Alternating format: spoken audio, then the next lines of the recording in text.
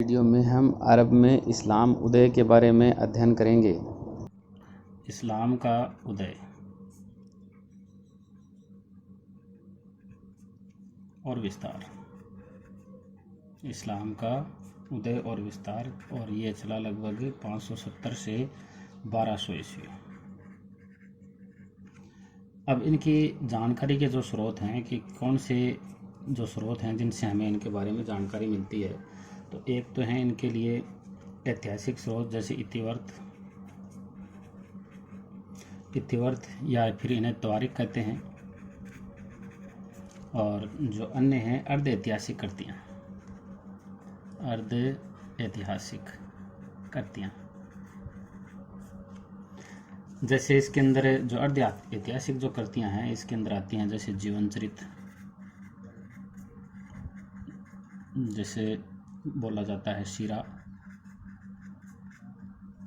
पैगंबर के जो कथन और कृत्यों के अभिलेख, पैगंबर के कथन और जो करते हैं उसके अभिलेख किसमें है? हदीथ। इसके अलावा कुरान के बारे में टिक्का,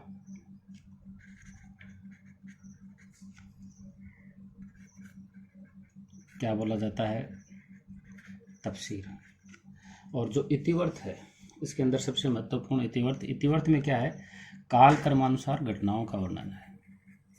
काल कर्मानुसार घटनाओं का वर्णन है, वो एकदम काल के अनुसार है, समय के अनुसार है। और ये अधिकतर हैं, ये जो इतिवर्थ हैं वो अधिकतर कौन सी भाषा में हैं? अरबी भाषा के अंदर है। अब इन कृतियों का निर्माण कैसे हुआ? जो ये कृतियाँ बनी हैं, कृतियों का निर्माण तो ये हुआ प्रत्यक्षदर्शी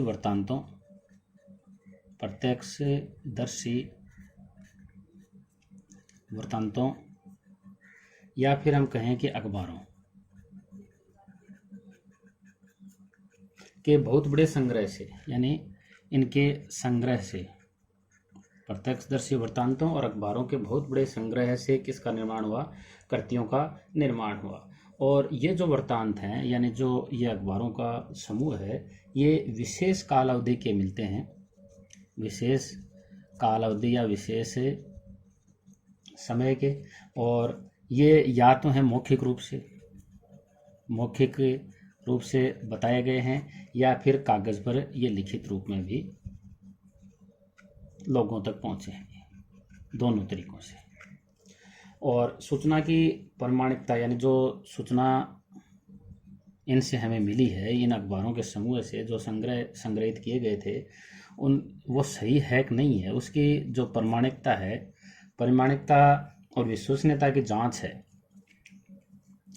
वो जो सूचना भेजने वाला है उसकी जो श्रृंखला है, यानी उसकी जो चेन है, उसका पता लगाकर, श्रृंखला का पता लगाकर की जाती थी कि कई लोगों के समूह से ये जानकारी ले ली गई, और कई समूह से जानकारी जब ले जाती थी तो इसका मतलब ये चीज़ क्या है? प्रामाणिक और विश्वसनीय है। और जो विवादास्पद जो भी मुद्दे हो जाते थे, यानी कई इस प्रकार की स्थिति आ गई कि किसी चीज़ पर विवादास्पद स्थिति आ जाती थी, तो उस स्थिति के अंदर क्या होता था?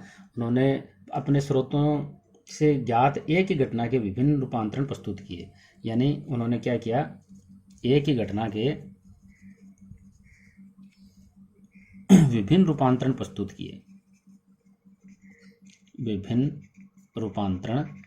किए उस स्थिति में, और उन्हें परखने का कार्य, अगर स्थिति इस प्रकार की हो जाए तो परखने का कार्य उन्होंने किस पर छोड़ दिया? पाठकों पर छोड़ दिया। और अगर हम बात करें ऐतिहासिक और अर्ध ऐतिहासिक की, ऐतिहासिक और अर्ध ऐतिहासिक, इनकी बात करें तो ये जो रचनाएं हैं वो अधिकतर, जिसकी हम चर्चा कर चुके हैं पहले, कौन सी भाषा में है? अरबी भाषा में। अधिकतर ये अरबी भाषा में है। और इसके अंदर जो सर्वोत्तम कृति है वो कौन सी है? तबरी की तारीख। तबरी की क्या है तारीख, और जिसका यानी इसलिए ये सर्वोत्तम करती है कि इसका 38 खंडों में किसमें अनुवाद किया गया है, अंग्रेजी के अंदर इसका अनुवाद किया गया है, इंग्लिश में अनुवाद। और जो फारसी की बात करें, यानी ये तो है अरबी, अगर फारसी लैंग्वेज की बात करें तो फारसी के अंदर इतिवर्त हैं वो बहुत ही कम संख्या में अंदर हैं, यानी कम संख्या में हैं। और इनके बारे में हमें किन की जानकारी मिलती है, ईरान और मध्य एशिया के बारे में जानकारी हमें इनसे मिलती है। किन से, फारसी इतिवर्त से। और जो सीरियाक है, सीरियाक यानी अरमाइक की एक बोली, सीरियाक क्या है, अरमाइक की एक बोली है, यानी हिब्रू और अरबी से संबंधित है। सीरिया किससे संबंधित है, हिब्रू और अरबी से संबंधित है। में ईसाई वृत्तांत और भी कम है, यानी सीरियाक जो भाषा है इसके अंदर ये वृत्तांत, यानी यहाँ तो फारसी के अंदर तो कम है और इसमें तो और भी कम है, यानी इतिवर्त हैं वो और भी कम मिलते हैं इसके अंदर। और प्रारंभिक यानी इनके अंदर, यानी जो फारसी इतिवर्त है इसके अंदर ईरान और मध्य एशिया की जानकारी मिलती है, और इसके अंदर किसकी जानकारी मिलती है, प्रारंभिक इस्लाम के बारे में। प्रारंभिक इस्लाम के बारे में जो सीरियाक और अरमाइक बोली की भाषा है उसके बारे में हमें जानकारी मिलती है। और इतिवर्त के अलावा जो अन्य जो साक्ष्य हैं उसके अंदर कौन सी हैं, कानून की पुस्तकें, कानूनी पुस्तकें, भूगोल, यात्रा वृत्तांत, साहित्यिक रचनाएं, साहित्यिक रचनाएं हैं जिसके अंदर चाहे वो कहानियां हैं या कविताएं।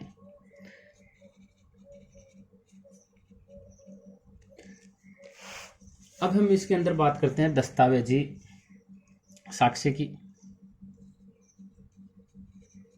दस्तावेजी साक्ष्य क्या है, तो इतिहास लेखन है, यानी लेखों के खंडित अंश जैसे, यानी जो दस्तावेजी साक्ष्य क्या है, लेखों के खंडित अंश हैं ये। और इसके अंदर सरकारी आदेश और निजी पत्राचार, यानी सरकारी आदेश भी इसके अंदर हैं, किसके अंदर, दस्तावेजी साक्ष्य के अंदर, और निजी पत्राचार भी, दोनों चीजें इसके अंदर शामिल रहती हैं। तो लेखों के खंडित अंश हम इन्हें कहते हैं, क्या है ये, लेखों के खंडित अंश ही क्या है, दस्तावेजी साक्ष्य हैं। और ये इतिहास लेखन की दृष्टि से ये बहुमूल्य हैं दस्तावेजी साक्ष्य। और इसमें पूर्व चिंतन कर घटनाओं का उल्लेख नहीं होता कि हाँ पूर्व चिंतन कर लिया और घटनाएं लिख दी, तो पूर्व चिंतन नहीं होता इसके अंदर घटनाओं और व्यक्तियों का उल्लेख करने के अंदर। चाहे घटना का उल्लेख करना हो चाहे व्यक्ति का करना हो तो उसका ये उल्लेख नहीं करते। और लगभग जो समूचा साक्ष्य है, लगभग इससे अगर हम साक्ष्य की बात करें, दस्तावेजी साक्ष्य की, तो ये किस में मिलता है हमें, यूनानी और पेपायरस, यूनानी और अरबी पेपायरस, अरबी पेपायरस। जो प्रशासनिक इतिहास के बढ़िया हैं, किसके बढ़िया हैं, प्रशासनिक इतिहास के लिए बढ़िया हैं। और दूसरे हैं गोनीज अभिलेखों से भी हमें ये जानकारी मिलती है, गेनिजा अभिलेख। और अन्य अगर हम साक्ष्य की बात करें, कुछ साक्ष्य और हैं जैसे पुरातत्वीय, मुद्रा शास्त्रीय और पुरालेखीय। यानी पुरातत्वीय का मतलब यानी जो महल वगैरह हैं उनकी खुदाई से जो हमें जानकारी मिलती है, और जो मुद्रा शास्त्रीय है मतलब सिक्कों के अध्ययन से, और पुरालेखीय का मतलब शिलालेखों के अध्ययन से। ये सभी स्रोत हैं, इन स्रोतों से भी हमें इनके बारे में जानकारी देखने को मिलती है। और इनसे आर्थिक इतिहास, कला इतिहास, यानी किन की जानकारी हमें मिलती है, आर्थिक इतिहास की, कला इतिहास की, और नामों और तारीख, जो नाम हैं और जो तारीख हैं इनके प्रमाणीकरण के लिए बहुमूल्य हैं, इनके प्रमाणीकरण के लिए ये बहुमूल्य हैं। सही मायने में अगर हम इतिहास, इस्लाम का इतिहास लिखने की बात करें तो जो इस्लाम का इतिहास है उसको लिखने का कार्य शुरू किया था 19वीं शताब्दी में। और ये कार्य कहाँ स्थापित हुआ था? जर्मनी और नीदरलैंड की विश्वविद्यालयों के अंदर यहाँ के प्रोफेसरों द्वारा इसका कार्य शुरू किया गया था। और इसके अलावा फ्रांसीसी और ब्रिटिश शोधकर्ताओं ने भी इसके ऊपर कार्य किया था। इस्लाम के अध्ययन को इससे भी प्रोत्साहन मिला था। और ईसाई पादरियों ने, इसके अलावा हम बात करें तो जो ईसाई पादरी हैं, ईसाई पादरियों ने भी इस्लाम के इतिहास को बारीकी से उनका अध्ययन किया, बारीकी से उसके ऊपर उन्होंने ध्यान दिया और अच्छी पुस्तकें लिखी, कुछ अच्छी पुस्तकें भी लिखी, उसके ऊपर अच्छी पुस्तकें लिखी। और इनकी दिलचस्पी इस्लाम की तुलना में, यानी इस्लाम की तुलना किससे करने में रही? इस्लाम की तुलना ईसाई धर्म से करने में।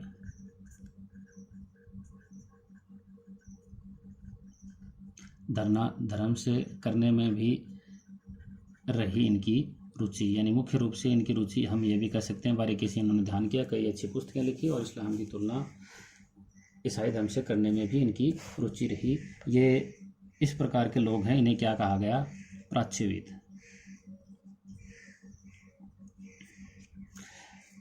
इग्नाज गोल्डजिहर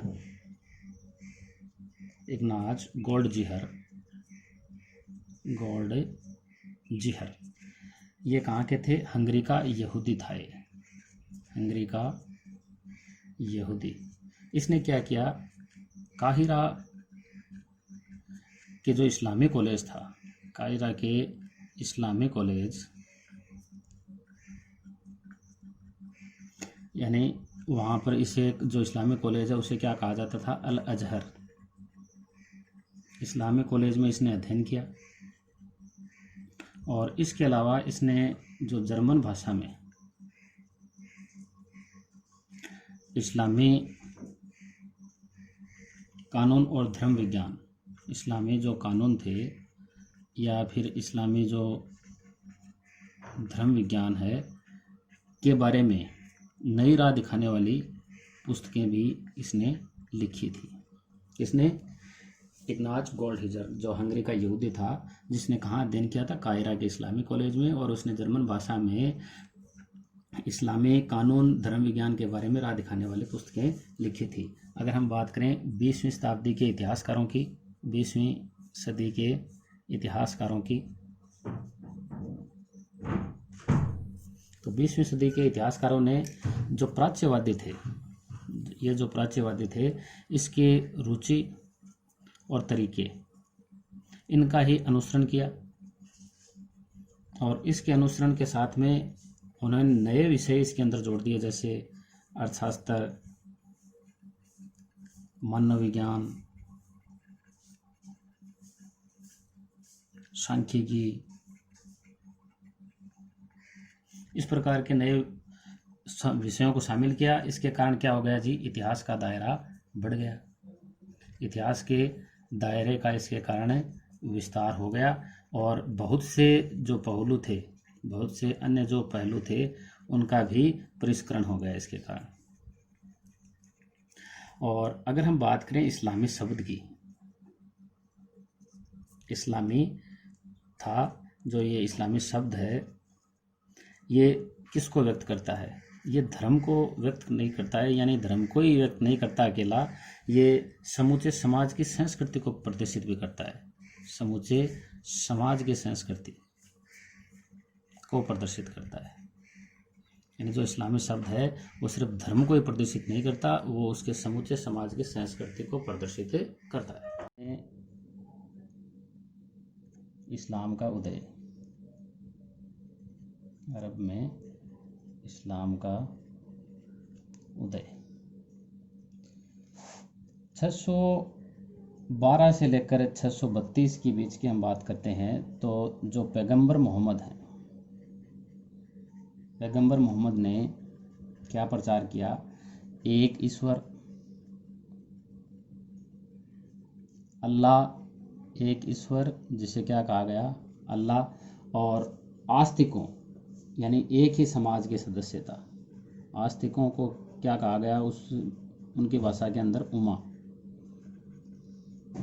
यानी एक ही समाज की सदस्यता, एक ही समाज की सदस्यता। इसका प्रचार किया किसने? मोहम्मद साहब ने, यानी पैगंबर मोहम्मद ने 612 से 32 के अंदर एक ईश्वर अल्लाह की पूजा करने का और आस्तिकों के एक ही समाज की सदस्यता का उन्होंने प्रचार किया था। पैगंबर जो मोहम्मद साहब थे ये एक सौदागर थे और भाषा और संस्कृति से ये कैसे थे? अरबी थे। भाषा और संस्कृति से ये अरबी थे। बचपन में ही इनके माता पिता हैं उनकी बचपन में क्या हो जाती है? मृत्यु हो जाती है, और इसलिए ये अपने चाचा के साथ व्यापार के लिए जाते थे। चाचा के साथ ये व्यापार के लिए जाते थे। अरब लोगों की अगर हम बात करें, जो अरब लोग हैं वो अरब लोग कबीलों के अंदर बंटे हुए थे, यानी यहाँ पर कबीले थे बहुत संख्या के अंदर, और प्रत्येक जो कबीले था, अगर प्रत्येक कबीले की बात करें तो उसके अंदर क्या होता था? एक शेख होता था जो कबीले का नेतृत्व करता था, और इनको कुछ हद तक वंशानुगत, यानी जो शेख थे उनको वंशानुगत अधिकार भी प्राप्त थे इनको, लेकिन लगभग इनको किन के आधार पर चुना जाता था? इनको साहस, बुद्धिमता, यानी लगभग वंशानुगत ये होते थे, लेकिन ज़्यादातर मामलों में इनको इन गुणों के आधार पर चुना जाता था। साहस है, बुद्धिमता और उदारता के आधार पर शेख को चुना जाता था। और प्रत्येक कबीले की अगर हम बात करें, यानी पहली हमने इसके अंदर, यानी अगर हम गुणों की बात करें, पहली बात है कि एक जो कबीला है उसका नेतृत्व किसके द्वारा किया जाता था? शेख के द्वारा किया जाता था, और उसका चुनाव है वो किसके द्वारा किया जाता था? इस प्रकार से उनका चुनाव किया जाता था। और प्रत्येक कबीले की अगर हम बात करें तो प्रत्येक कबीले के देवी देवता होते थे। प्रत्येक कबीले के अलग अलग उनके स्वयं के देवी देवता होते थे, और जिनको कहाँ रखा जाता था? बुतों के रूप में, और कहाँ रखा जाता था? देवालय के अंदर। और बहुत से जो ये कबीले थे, इनमें से जो बहुत से कबीले थे वो कैसे थे? खानाबदोश थे, यानी यायावर जीवन जीने वाले, एक स्थान से दूसरे स्थान तक जीने वाले थे। खानाबदोश को अरबी के अंदर बद्दू कहा जाता है, बद्दू। और इनके अंदर यानी ये मुख्य रूप से किसके लिए? या तो खाद्य के लिए। खानाबदोश जीवन ये क्यों व्यतीत करते थे? या तो खाद्य के लिए, या फिर ऊँट के चारे की तलाश के लिए। और खाद्य के अंदर मुख्य रूप से यहाँ क्या होता था? खजूर। तो इनकी तलाश में और ऊँट के चारे की तलाश में ये एक स्थान से दूसरे स्थान पर, यानी जो रेगिस्तान है इनके चारों तरफ रेगिस्तान रहता था, और रेगिस्तान से ये कहाँ जाते थे? नखलिस्तान जाते थे, नखलिस्तान। और नखलिस्तान का मतलब क्या है? यहाँ पर हरे भरे क्षेत्रों से, हरे भरे जो क्षेत्र हैं उनको क्या कहा जाता है? नखलिस्तान कहा जाता है। कुछ शहरों में बस गए, शहरों में बस गए, और यानी जो ये खानाबदोश लोग हैं, अरब लोग हैं, जो कबीले में बसे हुए थे, इनमें से कुछ शहरों के अंदर बस गए, और वो वहाँ पर क्या करने लगे? खेती या फिर व्यापार का कार्य उन्होंने करना शुरू कर दिया। अब हम बात करते हैं पैगंबर मोहम्मद की। पैगंबर मोहम्मद, पैगंबर मोहम्मद के अगर हम कबीले की बात करें कि इसका जो कबीला था वो कबीला था कुरैश। कबीले का नाम क्या था? इनके कुरैश था। और ये कुरैश कहाँ था? मक्का में। मक्का में, यानी कुरैश जो कबीला है वो कहाँ रहता था? मक्का में रहता था। ये इनका निवास स्थान मक्का में था। कबीले का नाम कुरैश, और वो मक्का में रहता था। और इसका वहाँ के जो मुख्य धर्मस्थल था, यानी मक्का का जो धर्मस्थल था, उस धर्मस्थल के ऊपर भी इस कबीले का नियंत्रण था। यानी जो कबीला था कुरैश, उस कुरैश कबीले का मक्का में जो धर्मस्थल था उसके ऊपर नियंत्रण था। और ये जो स्थल था, धर्मस्थल, इसका जो ढांचा था वो ढांचा कैसा था? घनाकार ढांचा था। और जिसे क्या कहा जाता था? इसे क्या कहा जाता था? धर्मस्थल को काबा कहा जाता था, काबा। इस धर्मस्थल को काबा कहा जाता था, जिसमें ये हमने बात करी थी कि जो बुत हैं देवालय के अंदर जो बुत रखे जाते थे, तो इसके अंदर जो काबा है, काबा के अंदर क्या रखे जाते थे, बुत रखे जाते थे। और प्रतिवर्ष इस जगह की होने वाली, यानी जो ये धर्मस्थल था, प्रतिवर्ष इसकी जो यात्रा की जाती थी उस यात्रा को क्या कहा जाता था, ये हज कहलाती थी ये यात्रा। और मक्का से यमन और सीरिया के, यानी जो मक्का है वो कहाँ स्थित था उसकी हम चर्चा करते हैं। मक्का की बात करें तो देखो इस मानचित्र के अंदर जो मक्का है, यहाँ मक्का और नीचे देखो यमन है और ऊपर यहाँ सीरिया, यानी सीरिया और यमन है, इसके बीच के अंदर क्या स्थित था, मक्का स्थित था। मक्का की हम बात करें तो मक्का के यहाँ जिसकी हमने काबा की चर्चा की थी, तो काबा के अंदर हिंसा वर्जित थी और जो भी दर्शन शास्त्री आते थे उनको पूरी सुरक्षा प्रदान की जाती थी मक्का के अंदर। और इस तीर्थ यात्रा, यानी यहाँ दो चीज़ें हो रही थी, एक क्या हो रही थी, तीर्थ यात्रा और दूसरा व्यापार, ये दो चीज़ें थी यहाँ पर। और इसने ये जो खानाबदोश या कबीले बसे हुए थे, चाहे तो खानाबदोश हैं या फिर बसे हुए कबीले हैं, को आपस के अंदर बातचीत करने में, यानी या आपस में ये बातचीत करने लगे यहाँ पर आकर, और इनके जो विश्वास जो भी विश्वास हैं, इनके जो भी रीति रिवाज हैं को आपस में बांटने का मौका मिला इन्हें, यहाँ पर आपस में बांटने का मौका मिला। किसके कारण, तीर्थ यात्रा और व्यापार के कारण। तो इस प्रकार हम देखते हैं कि 612 ईस्वी के आसपास, 612 के आसपास पैगंबर जो मोहम्मद हैं, पैगंबर मोहम्मद ने खुद को, यानी अपने आप को क्या कर दिया, खुदा का संदेशवाहक घोषित कर दिया, खुदा का संदेशवाहक। पैगंबर मोहम्मद ने 612 में के आसपास अपने आप को खुदा का संदेशवाहक, या फिर इसे हम रसूल, यानी रसूल कहते हैं अरबी के अंदर, रसूल घोषित कर दिया। और पैगंबर मोहम्मद ने उस समय क्या कहा, केवल अल्लाह की इबादत करनी चाहिए। इबादत किसकी करनी है, केवल अल्लाह की। और इबादत का मतलब यहाँ किससे है, आराधना से या प्रार्थना से है। और इबादत की जो इनकी विधियाँ थी वो सरल थी। जैसे इनकी विधियाँ कौन सी थी कि आपको एक तो क्या करनी है, दैनिक प्रार्थना करनी है, इसके अलावा खैरात आपको बांटना है, चोरी नहीं करनी है और अल्लाह को मानना है। तो इस प्रकार के इनके जो इबादत की विधियां थी वो थी इस प्रकार की, प्रार्थना करना है, उसके अंदर खैरात बांटना, चोरी नहीं करना और अल्लाह को मानना। और जो इन सिद्धांतों को, ये जो भी इनके सिद्धांत थे, जो भी इनको स्वीकार कर लेता था, स्वीकार करने वाला क्या कहा जाता था, मुसलमान या मुस्लिम कहा जाता था उसे। और मक्का के जो समर्थ लोग थे यहाँ के, यानी मक्का के जो, अगर हम समर्थ लोगों की बात करें, मक्का के जो समर्थ लोग थे उन्होंने इनका विरोध भी किया, यानी इस प्रकार मुसलमान बनने का उन्होंने विरोध किया। और उन्हें ठीक नहीं लगा उनके देवी देवताओं को ठुकराना, कि आप इस प्रकार से देवी देवताओं को ठुकरा रहे हो, ये हमें पसंद नहीं है। तो मक्का के समर्थ लोगों ने इस प्रकार से मुसलमानों का भारी विरोध किया, क्योंकि उन्हें देवी देवताओं को ठुकराया जाना बुरा लगा उन्हें। तो इस नए धर्म को अगर हम बात करें तो मक्का की प्रतिष्ठा, यानी जो मक्का था, इन जो समर्थ लोग थे उन्होंने समझा मक्का की प्रतिष्ठा और समृद्धि के लिए इसे खतरा समझा, यानी कि ये जो नया धर्म है वो इसके लिए खतरा है।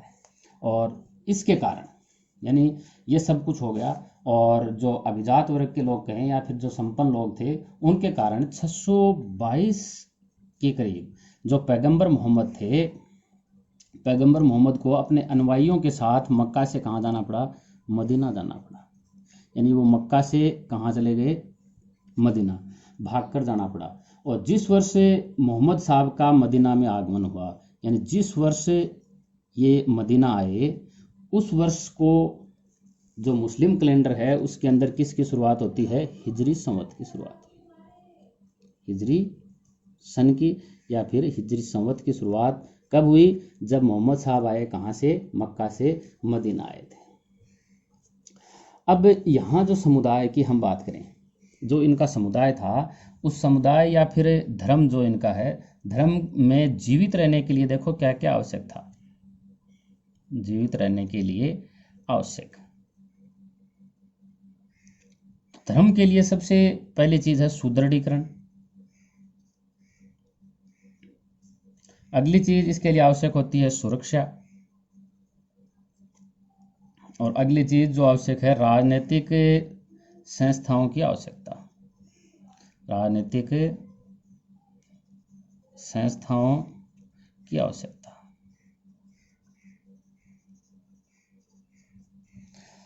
सुदृढ़ीकरण का मतलब क्या होता है? कोई भी चाहे समुदाय है या फिर धर्म है, उसको क्या बनाना? मजबूत बनाना।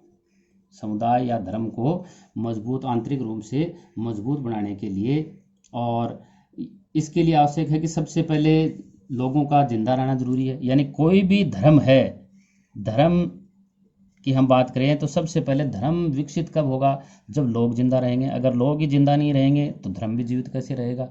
तो जो विश्वास करने वाले लोग हैं उसको जिंदा रहना सबसे पहले जरूरी है। उसके बाद में समुदाय की क्या जरूरी है? मजबूती प्रदान करना, यानी सुदृढ़ीकरण जरूरी है। और फिर बाहरी खतरों से उसकी सुरक्षा जरूरी है, यानी बाहरी खतरे जो भी हों उनसे उनकी सुरक्षा जरूरी है। अगर राजनीतिक संस्थाओं की हम बात करें तो राजनीतिक संस्थाओं के अंदर, यानी जो विरासत से मिला है या फिर बाहर से हमें प्राप्त है या फिर नए सिरे से निर्माण किसी चीज का करना है, यानी कोई भी धर्म जो विरासत में मिला है या बाहर से हमें प्राप्त हुआ है या फिर हम नए सिरे से उसका निर्माण करें, तो इसके लिए हमें इस प्रकार से राजनीतिक संस्थाओं की आवश्यकता होती है। और पैगंबर मोहम्मद ने इन तीनों तरीकों से राजनीतिक व्यवस्था की स्थापना की थी। ये जो तरीके हैं, यानी तीनों को काम में लिया उसने। मजबूती भी किया, बाहरी खतरों से सुरक्षा भी, और राजनीतिक संस्थाओं की स्थापना भी उसने की थी। और इसके अलावा, यानी अगर हम इनके एग्जाम्पल्स की बात करें, जैसे राजनीतिक संस्थाओं की आवश्यकता की हम बात करें तो उम्मा को बड़े समुदाय में बदला उसने। यानी क्या किया उसने? जो उम्मा है, उम्मा को उसने किसने में बदला? बड़े समुदाय के अंदर बदला, ताकि जो बहुदेववादी हैं या फिर यहूदी हैं उसको पैगंबर मोहम्मद के राजनीतिक नेतृत्व के अंतर्गत लाया जा सके। जो भी बहुदेववादी हैं या फिर यहूदी, उनको कहाँ लाया जा सके? पैगंबर मोहम्मद के नेतृत्व में। राजनीतिक संस्थाओं की इसलिए उन्हें आवश्यकता हुई कि उम्माओं को बड़े समुदाय में बदला उसने, ताकि बहुदेववादियों और यहूदियों को पैगंबर मोहम्मद के राजनीतिक नेतृत्व के अंतर्गत लाया जा सके। और अगर हम सुदृढ़ीकरण की बात करें कि सुदृढ़ीकरण किस प्रकार से किया उसने, तो पैगंबर मोहम्मद ने कर्मकांडों और नैतिक सिद्धांतों, कर्मकांडों में शामिल कर सकते हैं, जैसे हम उपवास को इसके अंदर शामिल कर सकते हैं। तो कर्मकांडों और नैतिक सिद्धांतों को बढ़ाकर और परिष्कृत कर उनको धर्म को उसने अनुयायियों के लिए क्या बना दिया? मजबूत बना दिया। या जो भी कर्मकांड हैं या फिर नैतिक सिद्धांत हैं उनको या तो उसने बढ़ाया या फिर उनको परिष्कृत करके अपने इस धर्म को उसने मजबूत बनाया। आगे मुस्लिम जो समाज है उसके हम बात करते हैं आय के साधन की, कि जब इनका धर्म स्थापित हो गया तो इनको जो आय प्राप्त हुई वो आय इनको कहाँ से प्राप्त हुई? तो एक तो इन्हें मिला कृषि और व्यापार से जो राजस्व मिला। कृषि या फिर हम बात करें किसकी? व्यापार की, तो हम बात कर सकते हैं एक वर्ड के अंदर जो राजस्व है। तो राजस्व उनकी आय का साधन था, पहली बात। दूसरी की हम बात करें तो खैरात कर, जिसे क्या कहा जाता था? ज़कात, यानी ये भी इनके आय का साधन था। और तीसरे जो आय का साधन की हम बात करें तो मुसलमानों द्वारा क्या किया जाने लगा? छापामार, यानी छापामार पद्धति से धन को लूटना। यानी मक्का के जो भी काफिले हैं निकट के नकली स्थानों पर उन्होंने छापा मार कर अपने आय को बढ़ाया था। और इन छापों और धावों से, यानी जो इन्होंने ये छापामार पद्धति अपनाई, इसके फलस्वरूप मदीना के यहूदियों के साथ, यानी जो मदीना के जो यहूदी लोग थे इनके साथ में इनके साथ दरारें उत्पन्न हो गई। यानी जब इन्होंने छापों और धावों से प्रतिक्रिया हुई तो मदीना के यहूदियों के साथ दरार उत्पन्न होने के बाद में इन्होंने मक्का को जीत लिया, यानी मक्का पर विजय प्राप्त कर ली किन्होंने, पैगंबर मोहम्मद के अनुयायियों ने। तो पैगंबर मोहम्मद की धार्मिक, यानी यहाँ से जैसे इसने मक्का को जीत लिया तो इसके बाद में इसकी धार्मिक प्रचारक और सामुदायिक नेता, धार्मिक प्रचारक और राजनीतिक नेता के रूप में इसकी प्रतिष्ठा फैल गई। यानी जैसे ही इसने छापामार पद्धति के द्वारा मक्का पर विजय प्राप्त की धावा बोलकर, तो एक धार्मिक प्रचारक और राजनीतिक नेता के रूप में इसकी प्रतिष्ठा दूर दूर तक फैल गई। और अरबों ने, इसके बाद में अरबों ने क्या किया, अरबों ने अपनी एकता और शक्ति बनाए रखने के लिए, एकता और शक्ति को बढ़ाने के लिए सबसे प्रमुख किसको माना, धर्मांतरण को माना। यानी एकमात्र धर्मांतरण है जिसके द्वारा हम एकता स्थापित कर सकते हैं और शक्ति स्थापित कर सकते हैं।